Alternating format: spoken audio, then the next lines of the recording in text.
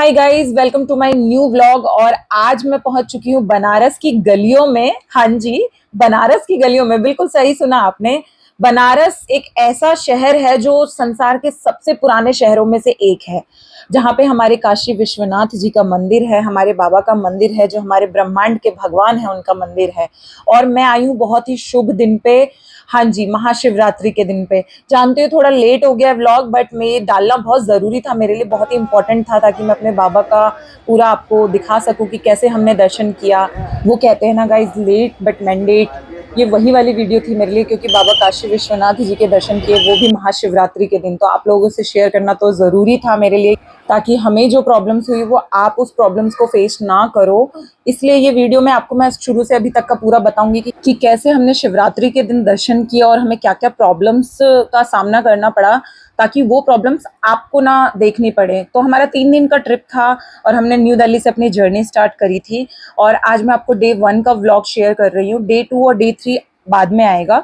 तो हमारी ट्रेन जो थी वो BSSF एक्सप्रेस थी, जो न्यू दिल्ली से बनारस के लिए चलती है। रात के 10:50 की ट्रेन थी हमारी। तो हम लोग अपने ऑफिस से अपना काम निपटा के उसके बाद हमने पैकिंग वगैरह की, और हम 10:50 से 1 घंटा पहले ही हम पहुंच गए थे, क्योंकि भाई ट्रेन लेट हो जाती है वो तो चलेगा, लेकिन हम लेट हो गए तो नहीं चलता है ना। तो फिर हमने ट्रेन बोर्ड कर ली। 10:50 की हमारी ट्रेन थी। 1 घंटा लेट ट्रेन चल रही थी हमारी, बट हाँ, यहाँ पे तो टाइमिंग से आ गई थी, रास्ते में लेट हुई थी।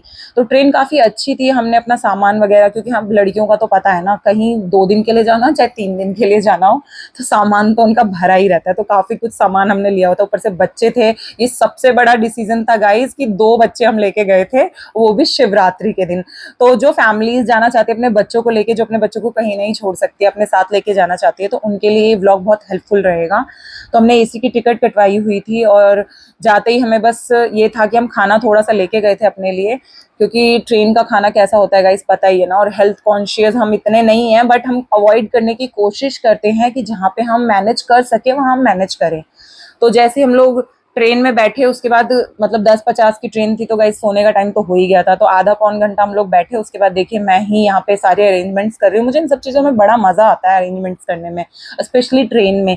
और ट्रेन का सफ़र मैंने काफ़ी टाइम बाद किया था, मुझे याद भी नहीं है लास्ट मैंने ट्रेन में कब सफ़र किया था। आई थिंक 5 या 6 साल पहले मैं पंजाब गई थी, तब मैंने सफ़र किया था ट्रेन में। और वो भी सिटिंग वाला था, वो I think chair car type का जो ट्रेन होता है उसमें थी मैं, मुझे याद नहीं है। और ओवरनाइट का जर्नी था मेरा। तो उसके बाद मुझे लगता है मैंने अभी बनारस जाते वक्त ही ट्रेन में सफ़र किया है। पहले हम बचपन में जाया करते थे गांव, तब बहुत मज़ा आता था। हम लोग 24-24 घंटे ट्रेन में बैठते थे, पूरा घर का माहौल होता था, खाना वाना घर से बना के ले जाना, वो एक अलग माहौल था गाइस। बचपन की यादें तो हमेशा यादें बन के ही रहती है हमारे दिल में। अब बड़े हो गए हैं तो थोड़ा माहौल चेंज हो गया है, सिचुएशंस चेंज हो गई है, रिस्पॉन्सिबिलिटीज आ गई हैं। तो उसमें भी हम कोशिश करते हैं कि समय निकाल के थोड़ा इंजॉय कर लें अपनी लाइफ को, घूम फिर लें। तो बनारस जाने का जो आइडिया था मेरे भाई का था, काफ़ी टाइम से वो कह रहा था कि बनारस चलेंगे। मैं इतना श्योर नहीं थी, मुझे बस ये था कि काशी विश्वनाथ के दर्शन करने हैं बनारस में, उसके अलावा तो कुछ नहीं है। तो हम दर्शन करके वापस आ सकते हैं, 2 दिन का ट्रिप इनफ रहेगा। पर मुझे ये नहीं पता था कि बनारस मुझे इतना पसंद आएगा और मैं दोबारा जाने का प्लान करूंगी वहाँ पे। तो हमारी ट्रेन 1 घंटा लेट थी, और 10:05 पे अगले दिन सुबह हम लोग बनारस पहुंच चुके थे। और ये देखिए, ये स्टेशन का नज़ारा है बनारस स्टेशन का। मैं बहुत एक्साइटेड थी, एक्चुअली मैं कहीं पे भी जाती हूँ तो मैं बहुत एक्साइटेड रहती हूँ। ये देखिए, मैं ट्रेन में ज़बरदस्ती चढ़ चढ़ के ना मैं बोल रही थी मेरा एक शॉट ले लो यार, मेरे पास कोई कैमरामैन तो है नहीं, मैं खुद ही सब कुछ करती हूँ। तो मैं नहीं दिखती हूँ ना, तो मुझे बड़ा अजीब लगता है कि मेरा व्लॉग यार मैं ही नहीं दिख रही हूँ। तो फिर मैंने उनको बोला कि थोड़ा सा मेरा मेरा एक फ़ोटो कैप्चर कर लो, एक वीडियो छोटा सा कैप्चर कर लो। तो ये बनारस के बाहर का नज़ारा है, स्टेशन के बाहर का। तो हम बाहर निकले और हम आसपास का थोड़ा एक्सप्लोर कर रहे थे कि आगे हमने जो होटल बुक किया था वहाँ हम कैसे जाएंगे, क्योंकि नई जगह पे सारी चीज़ें हमें एक्सप्लोर करनी पड़ती है। तो हमने यहाँ से ऑटो बुक करी, क्योंकि गाइज यहाँ पे ज़्यादा आपको ऑटो, ई रिक्शा या रिक्शा ही मिलेगा। आप अपने व्हीकल से इतना ट्रैवल नहीं कर सकते, क्योंकि यहाँ पे हर जगह व्हीकल्स की एंट्री नहीं है। जैसे कि ई रिक्शा की भी एंट्री नहीं है, कई जगह हाथ वाले रिक्शा से भी पीछे ही उतार देते हैं। तो यहाँ पे जो सबसे ज़्यादा आपका मेन खर्चा होगा वो आपकी ट्रैवलिंग पे ही होगा। और बाकी चीज़ों पे शायद इतना खर्चा नहीं होगा। तो हमने होटल संतूर बुक किया था और ये उसका इंटीरियर मैंने थोड़ा दिखाने की कोशिश की। यहाँ पे एक मंदिर था जो मुझे बहुत ही अच्छा लगा और जाते ही भगवान जी के दर्शन हो गए, तो इससे अच्छा और क्या होगा। और ये देखिए क्लाउडी वाला कुछ इन्होंने थीम बनाया हुआ था, बहुत ही अच्छा था। होटल जो था संतूर, हमें एक कमरा लिया था हमने, क्योंकि हम चाहते थे कि हम एक ही कमरे में रहें, क्योंकि अलग अलग हो जाते तो बातें बातें नहीं कर पाते। तो एक बड़ा बेडरूम लिया था हमने, डबल बेड 2 लगे हुए थे उसमें, जो हमें 11,000 के आसपास का पड़ा था। होटल बहुत अच्छा था, सर्विसिंग काफ़ी अच्छी थी, क्लीननेस, हाइजीन, हर चीज़ का ध्यान रखा गया था। तो सबसे पहले हम जैसे ही हमने चेक इन किया, हमें क्योंकि उसी दिन पहुंचे थे शिवरात्रि के दिन, तो हमें सबसे पहले ये था कि हमें दर्शन करने हैं, टाइम से पहुंचेंगे, लाइन बहुत होगी, ये तो हमें पता ही था। थोड़ा एक्सप्लोर भी करना पड़ेगा, नई जगह है। तो हम भूखे थे क्योंकि हमने ट्रेन में कुछ नहीं खाया था, क्योंकि ट्रेन का खाना हम में से किसी को भी पसंद नहीं है। तो यहाँ पे रेस्टोरेंट था होटल का ही, उसमें हमने थोड़ा सा खाना खाया। तो यहाँ पे मैं तैयार हुई थी, मैंने थोड़ा एथनिक वेयर किया था ताकि मंदिर का माहौल था, तो उसी तरीके से। बाद में मैंने दुपट्टा भी वेयर किया था, क्योंकि मंदिर जा रहे थे तो सर पे चुन्नी लेना तो बहुत ज़रूरी था। तो यहाँ पे मैंने थोड़ा सा अपने आप को कैप्चर किया और मैंने दिखाया, ये मेरी भाभी हैं। तो हम लोग तैयार होके आए थे, हमने पहले से ही डिसाइड किया था कि हम क्या पहनेंगे वहाँ पे। और हमें एक भी जीन्स वगैरह, हमने टॉप नहीं वेयर किया था, हम मोस्टली कुर्ता टाइप का ही, हमने कुछ एथनिक टाइप का ही वेयर किया था। क्योंकि बनारस एक ऐसी जगह है ना, वहाँ पे अपने आप ही आपको फील आएगी कि ना हम बस भगवान में लीन हो जाएं, और हम उसी तरह का माहौल क्रिएट हो जाता है गाइस। बहुत ही अच्छी जगह थी और आपको मैं बता नहीं सकती कि मुझे वहाँ जाके कितना अच्छा लगा, और मैं सबको रिकमेंड करूँगी कि वहाँ ज़रूर जाएं। तो यहाँ पे मैंने थोड़ा सा अपने आप को कैप्चर किया। इसके बाद हम निकल गए गोडोलिया चौक के लिए। महमूरगंज में हमारा होटल था और गोडोलिया चौक 2.8 किलोमीटर था हमारा। और वहाँ हमने जाके हाथ वाले रिक्शे पे बैठे हम, और रिक्शे का हाल देख रहे हो, हम दोनों एडजस्ट नहीं हो पा रहे थे क्योंकि हम दोनों ही हेल्दी और लंबे हैं।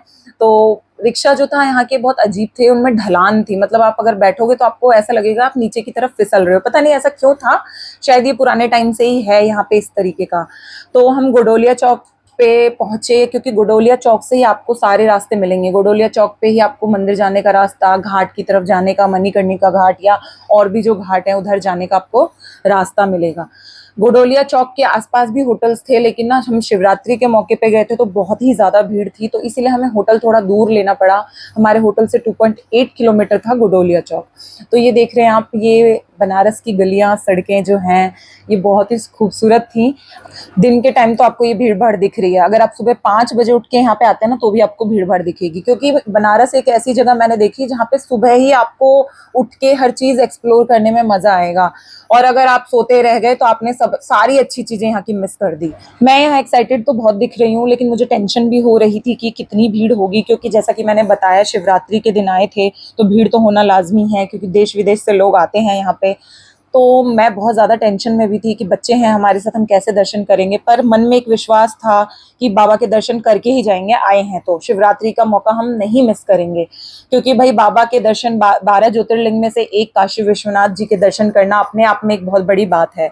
तो यहाँ हमें नंदी बाबा के दर्शन हो गए, तो इसके बाद हमने शुरू की अपनी यात्रा, और हमने शुरुआत करी बाबा के चंदन तिलक से, जिसपे हमने महाकाल का त्रिशूल बनाया था। तो हमने यहाँ पे, क्योंकि सभी ने लगा रखा था और ये बहुत ही अच्छा भी लगता है, तो हमने ये सबको टीका करवाया। और टीका करवाने के बाद हमने एक बहुत बड़ा जयकारा लगाया भोलेनाथ का, हर हर महादेव। और उसके बाद हमने अपनी यात्रा शुरू की। यात्रा शुरू तो कर दी, बट आप देख सकते हो जैसे कि कितनी बड़ी लाइन है। आपको शायद वीडियो में पता नहीं चल रहा होगा, लेकिन इतनी लंबी लाइन थी, कम से कम 7-8 किलोमीटर की लाइन होगी, ये मैं सिर्फ अंदाजा लगा रही हूँ। और ऐसी लाइनें कम से कम 7-8 लाइनें बनी हुई थी अलग अलग दिशाओं में, और लाइन खिसक ही नहीं रही थी, कोई मैनेजमेंट नहीं। पुलिस वाले देख रहे थे बट रोक नहीं रहे थे, कोई भी बीच में घुस रहा है, कोई भी आगे बढ़ रहा है। मैनेजमेंट बहुत ज्यादा खराब था, और ऊपर से वीआईपी एंट्रीज चल रही थी, और इतनी भीड़ में भी वीआईपी एंट्रीज की वजह से लोग परेशान हो रहे थे। तो हम लाइंस देख के बहुत ही ज्यादा परेशान हो गए। तो हमारे पास कुछ लोग भी हमें मिले, पंडित वगैरह, जो कह रहे थे कि आपको हम 40 मिनट में एंट्री करा देंगे, बस आपको 1500 रुपये 2500 रुपये इस तरीके से मांग रहे थे। बट हमने उनको बार्गेनिंग कर करके, क्योंकि हमारे पास बच्चे थे तो हम थोड़ा सा घबरा गए थे लाइन देख के, तो हमने बार्गेनिंग कर करके उनको 500 रुपये पर बंदे पे, फिर 300 रुपये पर बंदे पे उनको राजी किया। वो हमें ले गए आधी लाइन क्रॉस करा के, और उसके बाद उन्होंने हमें बोला कि आपको जूते चप्पल रखने होंगे, हमारा लॉकर है वहीं पे, आप दर्शन करके आओगे तब हमें पैसे देना। तो हमें एक दुकान के अंदर ले गए और वहाँ पे ये लॉकर बना हुआ था जहाँ पे जूते चप्पल और जो घड़ी वगैरह थी, मतलब लेदर का कोई भी सामान नहीं, और ऊपर से मोबाइल भी रखवा लिया था। और मैं आगे की स्टोरी आपको बताऊंगी, आप बहुत हंसोगे।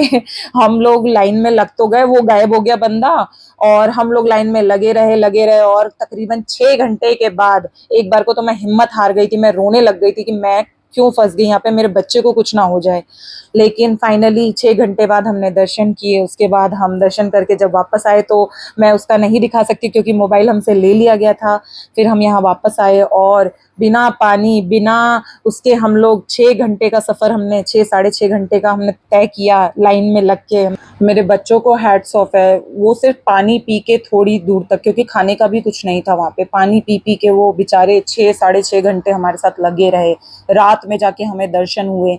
एक ऐसी जगह थी जहाँ पे ना लाइट भी नहीं जल रही थी और पंखा भी नहीं चल रहा था, और कॉरिडोर्स टाइप के बने हुए थे और बहुत भीड़ थी। उस वक्त तो मुझे लगा कि यहाँ भगदड़ मच जाएगी, लेकिन होपफुली बाबा की वजह से सब कुछ सही रहा, बाबा की कृपा रही और हमें दर्शन हुए। दर्शन तो ऐसा लगा कि आंख भर के देख भी नहीं पाई, बस एक झलक देखी बाबा की, पर उसमें भी सुकून मिला कि बाबा के दर्शन हो गए। उसके बाद हम लोग निकले और फाइनली फिर हमने अपने सामान कलेक्ट किया, अपना मोबाइल वगैरह और अपने जूते चप्पल वगैरह लिए, और फिर सबसे पहले हमने लस्सी पी, बच्चों को कुछ खिलाया क्योंकि बच्चे भूखे थे। बच्चों ने हमारे बहुत सपोर्ट किया। और मैं आपको गाइज ये बोलूँगी कि अगर बच्चे हैं तो हमने जो गलती की वो आप मत कीजिएगा, ऐसी भीड़ भाड़ वाली जगहों पे बच्चों को ना ले जाएं। बाबा भगवान तो हर दिन उतने ही, वैसे ही श्रद्धा होनी चाहिए हर दिन। हम चले गए शिवरात्रि के दिन, लेकिन आप लोग शिवरात्रि ऐसे किसी मौके पे मत जाइए क्योंकि बहुत ज़्यादा भीड़ होती है। अगर बाबा के दर्शन अच्छे से करने हैं तो आप अदर डे जाइए, तो आपको और ज़्यादा अच्छे से दर्शन होंगे। तो इसके बाद हम लोग यहाँ से निकले और आप देख सकते हो ये रात का टाइम है, और रात में जब हम दर्शन करके निकले तो ये इतनी भीड़ थी यहाँ पे, आप समझ सकते हो, ये निकलना भी मुश्किल हो रहा था रास्ते से, इतनी ज़्यादा भीड़ थी। और ये गोडोलिया चौक है, गोडोलिया चौक पे आप ये भीड़ देख सकते हैं। ऐसा लग रहा था कि सर ही सर दिख रहे थे, स्पेस कोई खाली जगह ही नहीं दिख रही थी। पैदल चलना, गाड़ी आप सोच सकते हो इसमें रिक्शा या गाड़ी कैसे चलेगी, पैदल चलना भी बहुत ही ज्यादा मुश्किल हो रहा था। और यहाँ पे वीआईपी एंट्रीज भी चल रही थी, तो जिसकी वजह से काफी ज्यादा प्रॉब्लम हो रही थी। तो यहाँ पे हम लोग रात में निकले और यहाँ पे एक बहुत बड़ा एलईडी स्क्रीन लगा था जिसमें बाबा के दर्शन, लाइव दर्शन हो रहे थे, और बहुत ही अच्छा था माहौल। भीड़ भाड़ थी लेकिन मजा बहुत आ रहा था। और मैं आपको बता दूं कि उस पंडित को हमने एक भी पैसे नहीं दिए, क्योंकि उसने हमें 40 मिनट में दर्शन कराने का वादा किया था, और जो हमें 6 से 7 घंटे लग गए दर्शन करने में। बट हाँ, उसने हमें प्रसाद के बहुत ज्यादा पैसे ले लिए, 550 रुपए, जो कि बहुत ज्यादा थे। तो हमने इसको और कोई पैसे नहीं दिए, वो डर के मारे खुद ही मांगने नहीं आया, क्योंकि उसे पता था कि उसने जो प्रॉमिस किया उसने वो फुलफिल नहीं किया। वैसे अगर आप अदर डे पे जाएंगे तो वहाँ पे एक सुगम दर्शन की पर्ची कटती है 300 रुपए की, जिसमें आप जल्दी दर्शन कर सकते हैं। बट शिवरात्रि वाले दिन के लिए वो अवेलेबल नहीं था, क्लोज कर दिया गया था क्योंकि भीड़ बहुत ज्यादा थी। अब आप ये देख सकते हैं, सुगम दर्शन तो क्लोज कर दिया गया था, बट वीआईपी एंट्री चालू थी, जिससे आम आदमी को कितनी परेशानी हुई। तो यहाँ पे रात में भी काफी भीड़ थी, बट एक चीज यहाँ पे मैं आपको बहुत अच्छा लगा, मुझे, मैं आपको बताना चाहूंगी, लड़कियों के लिए भी बहुत सेफ था। मतलब इतनी रात को हम घूम रहे थे, हमें कोई छेड़छाड़ या कुछ ऐसा हमें देखने को नहीं मिला। बहुत ही सेफ था, लोग बहुत कोऑपरेटिव थे, बहुत ही अच्छे थे। मैनेजमेंट खराब था क्योंकि मैंने देखा पुलिस वाले बिल्कुल ध्यान नहीं दे रहे थे लाइन वगैरह पे या कुछ भी, क्योंकि शायद वो भी इरिटेट हो गए थे, वो सुबह से ड्यूटी करते करते, या जो भी हो, रीजन जो भी हो, बट मैनेजमेंट बहुत ज्यादा खराब था। मंदिर के अंदर का भी मैनेजमेंट उतना अच्छा नहीं था, इतनी भीड़ थी, लेकिन लोगों को मैनेज करने के लिए पुलिस वाले कुछ नहीं कर रहे थे।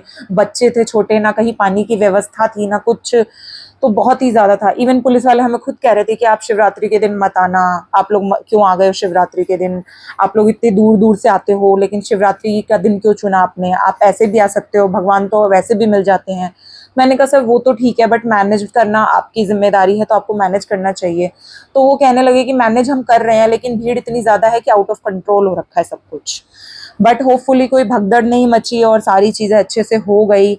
दर्शन करने के बाद हम यहाँ पे काफी देर तक रुके थे, क्योंकि हमें देखना था कि कौन आ रहा था, क्योंकि बड़ी भीड़ थी, वीआईपी एंट्री की, एम्बुलेंस वगैरह सब थे साथ में, तो हम समझ नहीं पा रहे थे। हमें लगा कोई नेता आ रहा है, तो हम यहाँ पे खड़े थे क्योंकि रास्ता रोक दिया गया था। काफी देर तक यहाँ पे हम लोग खड़े रहे और ये आप देख सकते हो कितनी ज्यादा भीड़ थी, लेकिन यहाँ का माहौल बहुत ही पॉजिटिव वाइब्स दे रहा था गाइस, बहुत ही ज्यादा पॉजिटिव वाइब्स दे रहा था। रात के टाइम में भी घूमने में इतना मजा आ रहा था, ऐसा फील हो रहा था कि हम अपने घर में ही हैं, और मतलब कोई ऐसी पाबंदी नहीं है और डर नहीं है कि रात का टाइम में कुछ गलत हो जाएगा। बहुत ही अच्छा था। बाबा की नगरी में इतना तो हम सिक्योर फील कर रहे थे कि हमारे साथ कुछ गलत नहीं होगा। इसके बाद गाइज हम निकल गए अस्सी घाट के लिए। हमारी तो हिम्मत नहीं थी, हम इतना थक गए थे, पैरों में सूजन आ गई थी खड़े खड़े। पर मेरे भाई ने कहा कि उसे पिज़्ज़ेरिया का पिज्जा खाना है जो कि अस्सी घाट में है, और वो बहुत ही फेमस है। यूट्यूब वगैरह पे भी हमने बहुत सर्च किया था, बहुत ही ज्यादा फेमस था वो। तो उसके दिल की ख्वाहिश को पूरा करने के लिए हम लोग पहुंचे अस्सी घाट। अस्सी घाट के लिए हमने रिक्शा बुक किया। रिक्शे वाला बहुत चिक चिक कर रहा था क्योंकि रात का टाइम हो गया था, पैसे ज्यादा मांग रहा था, तो हमने बार्गेनिंग वगैरह करी उससे। फिर फाइनली हम लोग निकल गए, और रात के टाइम पे कुछ ऐसा नज़ारा था बनारस की गलियों का जो कि बहुत अच्छा था। और ये आप देख सकते हो कई जगह पे डेकोरेशन वगैरह भी हो रखी थी, और होटल्स तो काफ़ी थे। और यहाँ पे जो सबसे एक बड़ी बात थी, हर घर में आपको हर जगह आपको छोटा छोटा मंदिर तो दिख ही जाएगा। तो यहाँ हम पहुँच चुके हैं अस्सी घाट। अस्सी घाट का नज़ारा थोड़ा डिफरेंट था। डिफरेंट मतलब थोड़ा स्मेली था बहुत ज़्यादा। लोग मतलब सफाई नहीं रखते हैं, हाइजीन कहीं पे भी मेंटेन नहीं था। ये सीढ़ियाँ थी, सीढ़ियों से नीचे उतर के अस्सी घाट का नज़ारा मैं अभी आपको दिखाऊंगी। जब हम नीचे उतर रहे थे तो हमारी हालत ऐसी हो गई थी कि जैसे आप गिर जाएंगे, क्योंकि आप समझ सकते हो 7 घंटे हमने लाइन में लग के दर्शन किए। उसके बाद हम यहाँ आए खाने के लिए। हिम्मत तो नहीं हो रही थी, बट क्या करें, आए हैं तो घूमना तो पड़ेगा, देखना तो पड़ेगा, चीज़ें एक्सप्लोर करने के लिए ही आए हैं। और हर बार तो इंसान प्लान नहीं कर पाता किस कहीं पे भी जाने का, तो जब आए हैं तो उसको अच्छे से यूटिलाइज करें। तो हम पहुंच गए थे अस्सी घाट, और यहाँ का नज़ारा आप देख सकते हैं कि कैसा है। यहाँ पे कुछ फंक्शन चल रहा था, फंक्शन इन द सेंस क्योंकि शिवरात्रि थी तो जगह जगह वहाँ पे बाबा के पंडाल बने हुए थे, शिवलिंग बना हुआ था, जगह जगह पूजा हो रही थी। और आप यकीन नहीं करोगे, जैसे दिवाली में रौनक होती है वैसे ही काशी विश्वनाथ और पूरे बनारस में माहौल जो था वो दिवाली वाला था। आप समझ सकते हो, लाइटिंग हर जगह, पूजा पाठ, घर घर में लोग पंडित बिठा के पूजा कर रहे हैं, छोटे छोटे बच्चे पूजा कर रहे हैं, व्रत रखा हुआ है लोगों ने, ढोल नगाड़े बज रहे हैं जगह जगह। बहुत ही अच्छा माहौल था। शिवरात्रि की ऐसी धूम मैंने कहीं नहीं देखी थी। दिल्ली में तो पता ही नहीं चलता था कि शिवरात्रि भी है। हाँ, लोग पूजा पाठ करते हैं, मंदिर जाते हैं, बट इस लेवल का फंक्शन और इस लेवल की पूजा पाठ मैंने लिटरली नहीं देखी। ऐसा लग रहा था हर घर में शादी हो रही है आज शिवरात्रि के दिन। तो ये देखिए बाबा भोलेनाथ का शिवलिंग बना हुआ था, जैसे महाकाल में शिवलिंग है उसी तरीके का। बहुत ही अच्छा था माहौल। और यहाँ पे भजन कीर्तन चालू था, लोग देख रहे थे खड़े होके गंगा नदी के किनारे। और यहाँ से हम, क्योंकि भूख बहुत तेज लगी थी और इतने थके हुए थे, तो हम फाइनली अस्सी घाट पे जो फेमस पिज़्ज़ेरिया था वहाँ पहुँचे। देखने में मुझे कुछ ऐसा खास नहीं लगा कि भाई बहुत अच्छा होगा, बट जब मैं अंदर गई तो माहौल थोड़ा अलग था। और अगर आप एनवायरनमेंट की बात करें, इंटीरियर की बात करें, तो काफ़ी अच्छा था। नेचुरल थीम थी इनकी, पेड़ पौधे लगा रखे थे, लाइटिंग थी काफ़ी अच्छी। तो मुझे बहुत ही पसंद आया इनका। और फ्लोर वाइज था, मतलब ऊपर था और नीचे थोड़ा डाउन जाके सिटिंग थी, वो भी बहुत अच्छी थी। तो पहले हम ऊपर बैठे थे और हम डिसाइड ही कर रहे थे कि हम क्या खाएं, क्या मंगवाएं, कौन सा पिज़्ज़ा मंगवाएं। इतने में मैंने सोचा कि ना नीचे सीट खाली होगी तो क्यों ना हम नीचे चले। इसके बाद हम नीचे जाके बैठ गए। तो हम यहाँ पे डिसाइड कर रहे थे कि कौन सा पिज़्ज़ा ले, तो मैंने सोचा थोड़ा क्यों ना खुद को कैप्चर किया जाए व्लॉग के लिए। फिर हमने फाइनली पिज़्ज़ा ऑर्डर किया। अब ये कौन कौन से पिज़्ज़ा थे मुझे तो याद भी नहीं है। गार्लिक ब्रेड ऑर्डर किया था, मशरूम पिज़्ज़ा ऑर्डर किया था, और एक आधा पिज़्ज़ा और पेपरिका वाला जो मेरा फेवरेट है वरुण ने मेरे लिए ऑर्डर किया। फाइनली यहाँ पे हमने पिज़्ज़ा खाया। हमने कुछ शेक्स वगैरह भी मंगवाए थे और कोल्ड ड्रिंक्स मंगवाई थी, लेकिन कोल्ड ड्रिंक्स बच्चों से छुपा के रखनी थी, तो हम इधर उधर छुपा छुपा के पेड़ पौधों के पीछे रख रहे थे और बीच बीच में उनसे छुप के पी रहे थे। पिज़्ज़ा खाने के बाद फाइनली हम अपने होटल के लिए निकले। बहुत ही ज़्यादा थक गए थे, ऐसा लग रहा था बेहोश हो जाएंगे। तो ये फर्स्ट डे का था मेरा पूरा व्लॉग। सेकेंड डे के लिए बने रहिए मेरे साथ। मिलते हैं, बाय बाय, टेक केयर।